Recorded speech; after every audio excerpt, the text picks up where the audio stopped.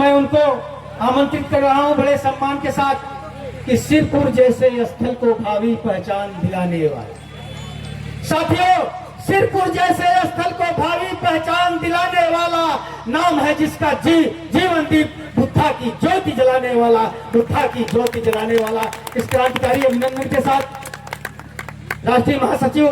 सम्मानित जीवन दीप जी आए और आज के कार्यक्रम का, आज के विषय का विषय प्रवर्तन करें ताकि आगे का कार्यक्रम सुचारू रूप से संपन्न हो। जीवन दीप जी। धन्यवाद संचालक महोदय।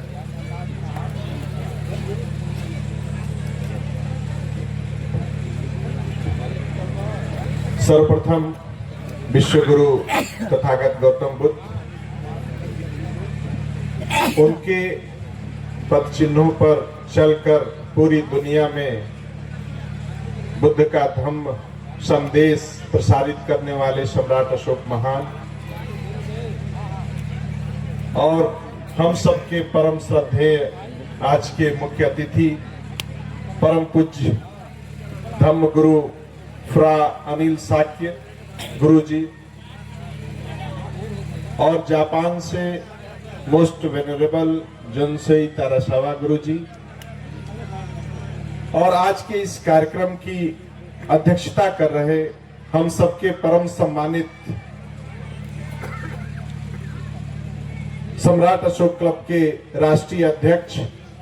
माननीय डॉक्टर रविंद्र मौर्य जी, मंच पर विराजमान युवा दिलों की धड़कन डॉक्टर सच्चिदानंद मौर्य जी, महाप्रबंधक जी, भारत और नेपाल के बीच सम्राट अशोक क्लब के संबंधों को स्थापित करने वाले माननीय डॉक्टर केशव मान साक्य साहब, बिहार की पावन पवित्र धरती से हम सबके बीच अपर समाहर्ता अधिकारी के रूप में माननीय किरण सिंह जी और धम्म गुरु धम्म शरण भंते जी,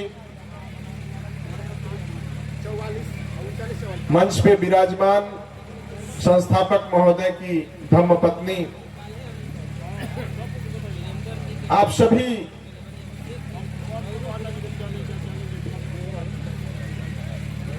बुजुर्गों, माताओं, बहनों को सादर नमो बुद्धाय जय भारत करता हूं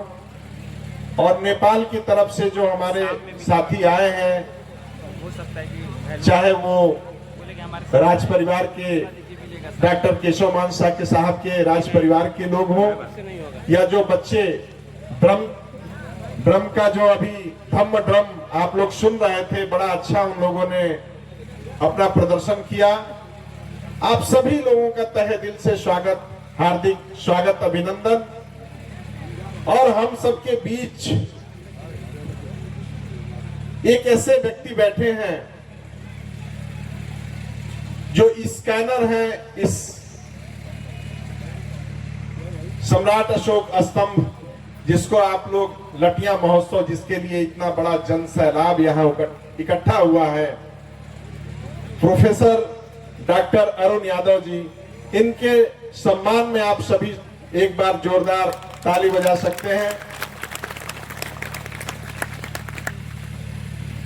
आपके बारे में जब पहली हमारी मुलाकात हुई आपसे सारनाथ की पवित्र धरती पे और इतिहास का विद्यार्थी होने के नाते जब मैंने आपको सुना तो मैं उसी समय आपका मुरीद हो गया था और हमने मन ही मन ये निश्चय कर लिया था कि आपको इस लटिया के मंच पे अवश्य बुलाया जाना चाहिए और इस क्षेत्र के इतिहास और पुरातत्व से आपको जोड़ने का प्रयास होना चाहिए। उसी के संदर्भ में हम सबके बीच professor doctor Arun Yadav sir यहाँ उपस्थित हुए हैं। सम्राट अशोक क्लब का कारवां 30 साल का चलता है और आज हम लोग यहाँ इस सरजमी पे इकट्ठे हो रहे हैं। 30 साल में तो बहुत से बच्चे जो जन्म लिए होंगे अब वो पूरी तरह से युवा हो गए होंगे और अपने मंजिल पर पहुंच भी गए होंगे। ठीक उसी तरह सम्राट अशोक क्लब के संस्थापक, हम सबके परम श्रद्धेय संस्थापक महोदय सुभाष सिंह मौर्य साहब की एक अवधारणा थी कि कुछ ऐसा होना चाहिए कि ये जो सम्राट अशोक महान का स्तंभ है, इस स्तंभ की जो आबो हवा है, जो इसकी आभा है, पूरी दुनिया में ये जाना चाहिए। क्योंकि भारत में बहुत जगह अशोक स्तंभ है, चाहे वो सारनाथ का हो, चाहे वो कौशाम्बी का हो, चाहे वो नेपाल की लुम्बिनी का हो अथवा संकिसा का हो। बहुत से स्तंभ आप लोगों को मिलेंगे,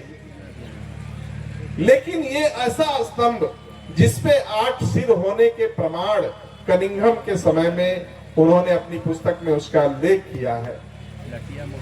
इसके बारे में बहुत कम चर्चा हुई। तो हम चाहते हैं कि ये चीजें पूरी दुनिया में जाएं और उस जमाने में बुद्ध के संदेश को एक टावर के रूप में, जिस तरह से आज मोबाइल का टावर जगह जगह स्थापित करके एक दूसरे से पूरी दुनिया के लोग कनेक्ट हो रहे हैं, उस जमाने में अशोक ने वो चीज सोच ली थी कि जगह जगह बुद्ध के संदेशों को स्थापत्य कला के माध्यम से, पिलर के माध्यम से, अशोक स्तंभ के माध्यम से, विभिन्न तरह के आकृतियों के माध्यम से, शिलालेखों, अभिलेखों के माध्यम से बुद्ध के संदेश को भारत के जन जन में प्रवाहित कर दिया जाए और ये प्रवाह सिर्फ भारत तक ही ना रहे, पूरी दुनिया में ये चले।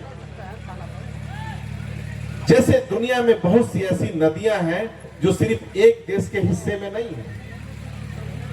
विश्व में बहुत सी ऐसी नदियां हैं, उनकी जलधाराएं न जाने कितने देशों को चीरती हुई, न जाने कितने देशों के पथिकों की प्यास बुझाती हुई, एक देश से दूसरे देश, दूसरे देश से तीसरे देश जाते जाते समुद्र में समा जाती है। और ये सोच अशोक महान ने उसी समय सोच लिया था कि बुद्ध का जो ज्ञान है, जो धम्म है, ये ऐसा ही होना चाहिए। उसके लिए किसी देश की सीमा, किसी गांव की सीमा, किसी प्रदेश की सीमा नहीं होनी चाहिए। उसी कॉन्सेप्ट को अशोक ने स्थापित करना चाहा। जहां तक उनके लोग पहुंचे, जहां तक उनके इंजीनियर पहुंचे, उनके वास्तुकार पहुंचे, वहां तक तो उन्होंने पत्थरों के माध्यम से लिखवा दिया। लेकिन जहां ये लोग न पहुंच सके, वहां धम्म गुरुओं को और उस जमाने के राजदूतों को उन्होंने दुनिया के कई देशों में भेजा। और उसी का परिणाम है कि ये जड़ें बहुत गहरी हो गई। क्योंकि जिस बिल्डिंग को उस समय के लोगों ने भारत पे बनाया, वो तो धराशायी हो गया था ना। आज से मात्र 100 साल पहले या 150 साल पहले कहिए, वो धराशायी हो गया था। लेकिन इसकी जड़ें पूरी दुनिया में इतनी गहरी जमी हुई थी कि वहां से ऑक्सीजन, वहां से एनर्जी लेके यहाँ का पेड़ वैसे ही सुरक्षित था। और उन जड़ों का परिणाम है कि हम सबके बीच हमारे परम श्रद्धेय मुख्य अतिथि के रूप में थाईलैंड से फ्रा अनिल साक्य गुरु जी आए। और इस सम्राट अशोक क्लब के धम्म गुरु जोनसेई तारा सावा तो हर बार आते हैं, इस बार भी आए हैं। उनके शिष्य के रूप में उन्होंने एक यूरोपियन कंट्री के धम्म गुरु को भी आपके बीच ले आया है। तो इस तरह से आपके बीच थाईलैंड, नेपाल, जापान और यूरोपियन कंट्री के धम्म गुरु के रूप में 4-4 देशों के लोग आए हैं। और ये उन्हीं जड़ों का परिणाम है, और इन जड़ों का परिणाम है। और ये पत्ते, पूज्य गुरु जी को मैं विश्वास दिलाना चाहता हूं कि ये पत्ते फिर से पुष्पित और पल्लवित हो रहे हैं। एक दिन जरूर ये फल देंगे और पूरी दुनिया में हम फिर से इस बुद्ध का संदेश, अशोक महान के जो शिलालेखों पे उकेरे हुए शब्द हैं, पूरी दुनिया में फिर से स्थापित करने का प्रयास करेंगे, ये हम आपको विश्वास दिलाते हैं परम श्रद्धेय गुरु जी। ये चीजें इतनी आसान नहीं होती, और ये बात उस जमाने में अशोक समझ लिए थे कि हो सकता है जब लिपियों को लोग भूल जाएं, भाषाओं को लोग भूल जाएं, तो कुछ ऐसा लिखा होना चाहिए जिसको लोग अंधे भी पढ़ लें। क्योंकि हम लोग तो अभी 200 साल पहले, 150 साल पहले लिखे हुए चीज को नहीं पढ़ पा रहे थे, तो अंधे ही तो थे। हम लोग अंधे ही तो थे, लिखी हुई चीज थी लेकिन हम पढ़ नहीं पा रहे थे। वो तो अंग्रेजों के हम लोग ऋणी हैं, जेम्स प्रिंसेप के ऋणी हैं, जो उन्होंने पढ़ दिया, और पढ़ दिया तो आज हम लोग ज्ञानवान हो गए। तो यही चीज मैं कह रहा हूं कि अशोक ने उस जमाने में जान लिया था कि हो सकता है ये लिपि, ये भाषा मिटा दी जाए या मिट जाए, तो कुछ ऐसी चीजें होनी चाहिए कि जब भारत के लोग अंधे भी हो जाएं तो भी देख के समझ जाएं कि ये कौन है, और उसी के रूप में स्तंभ है। चाहे तथागत बुद्ध के मूर्तियां हो, चाहे किसी भी कला में हो, या अशोक के अभिलेखों में, चाहे किसी भी अभिलेख में या गुहा लेख, धम्म लेख में आप जाएंगे तो बुद्ध के संदेशों को मानवता के तरीके से इतने अच्छी तरह से स्थापित कर दिया गया है कि पूरी दुनिया के लोग आकर्षित हो रहे हैं। और अंत में मैं ये बात कह के अपनी बात समाप्त करूंगा कि जो विषय किसी जमाने में यूनिवर्सिटियों, कॉलेजों के रिसर्च और विषय वस्तु की चीज हुआ करती थी, सम्राट अशोक क्लब ने वो इतिहास, वो भूगोल, वो पुरातत्व, प्रोफेसर साहब, वो आम जनता के लिए खोल दिया है वो द्वार। ये हमारी आम जनता जिसकी योग्यता इतिहास की पराकाष्ठा, पुरातत्व की पराकाष्ठा नहीं होगी, लेकिन ये लोग अब इतना समझदार हो गए हैं इस लटिया के मंच पे आके सुन के कि गांव के लोग भी, जो आपके यूनिवर्सिटी का जो ग्रेजुएट बच्चा होगा,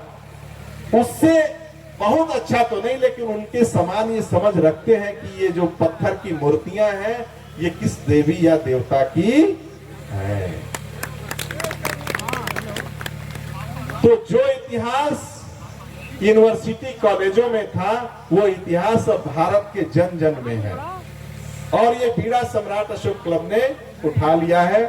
बातें बहुत सी हैं, बहुत सी इच्छा है, लेकिन अब हम सबके बीच हमारे विद्वान लोग बैठे हुए हैं, आज इनको सुनने का दिन है। हम चाहते हैं कि बड़े मनोयोग के साथ इनको सुने। और पुनः आप सभी लोगों को जय भारत, नमो बुद्धाय।